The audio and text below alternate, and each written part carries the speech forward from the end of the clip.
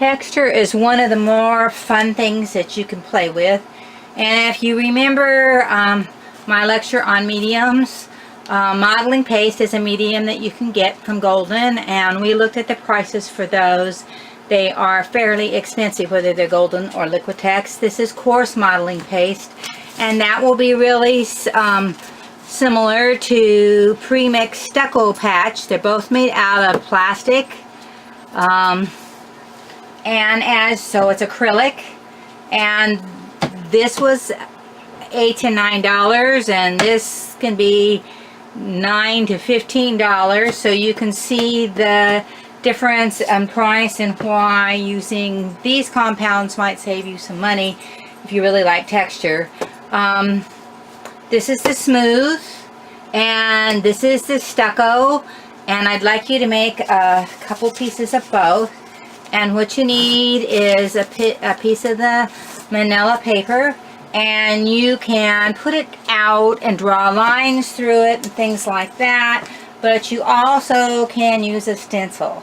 So I'm going to do a couple with stencils, and what you have to do with the stencil, if you're using a stencil, is clean it properly before you go wash it, because we don't want to put things that will harden in our sink down our drain here or at home.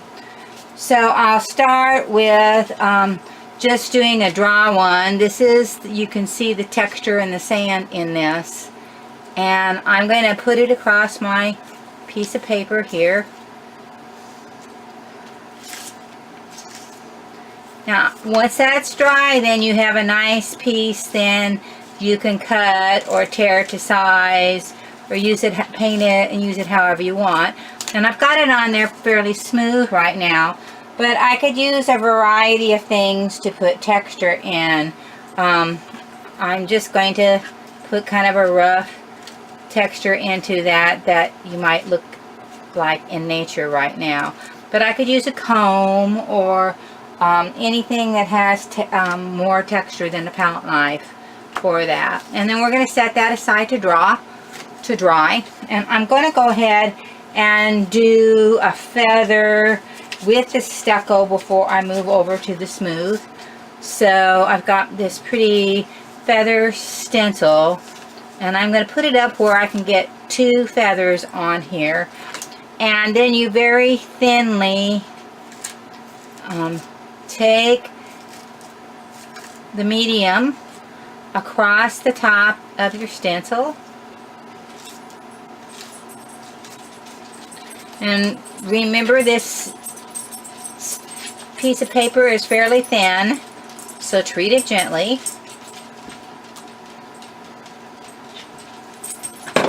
Because you don't want to mess it up. You want it to be able to use the nice stencil that you're working with. And I have a variety of stencils that I'm going to bring in that you can play with. And I don't mind you using them at all, as long as you clean them properly when we're done.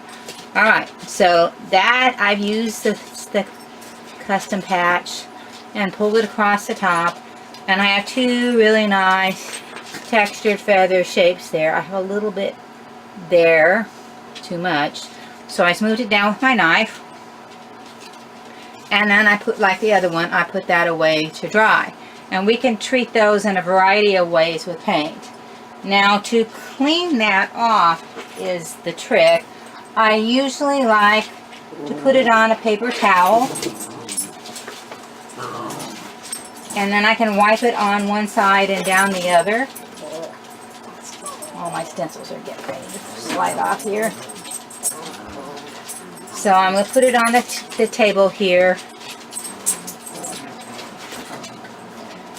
First I'm going to put it on a plate, because I might be able to scrape some of this back and put it back into the jar. So I'm going to scrape that way I'm not messing up, and it's a pretty smooth surface.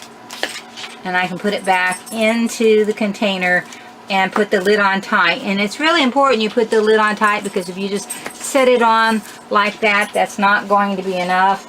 So I usually want you to use a hammer on it, or something heavy like a big heavy shoe, to put it back into the container. I've got this X-Acto box handy here. Knock things down from above over there. Alright, so there I've got the lid back on. I have this partially cleaned. Move this aside. Now I'm ready for my paper towel. So if I put a paper towel underneath it and take one on top, I can really wipe all of it off really good. Use a little bit of spritz of alcohol helps as well. So any excess will go on the paper towel. And before you go on and use a second one or move it or do anything, I would like for you to stop and clean it, because these can cost as much as $3 or $4 a piece. And then spray.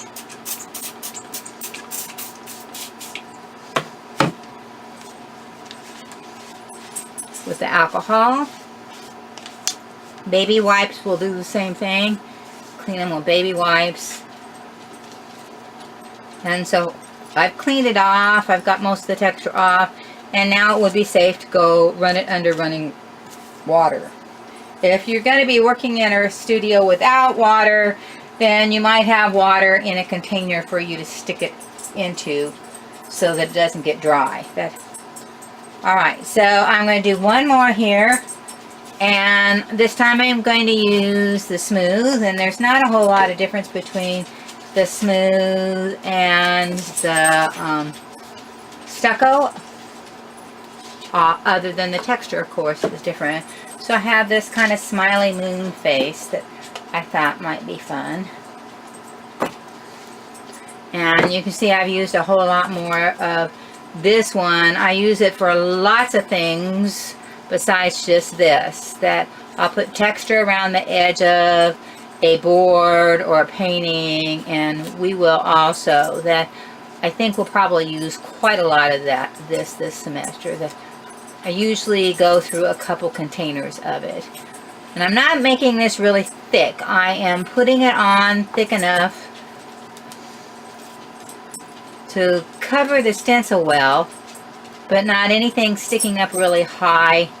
There's no high definition in the stencil there. Just enough to make a good picture of it. And then find the corner and pull the stencil off, and then that will have the texture that is smooth that we can paint once it's dry.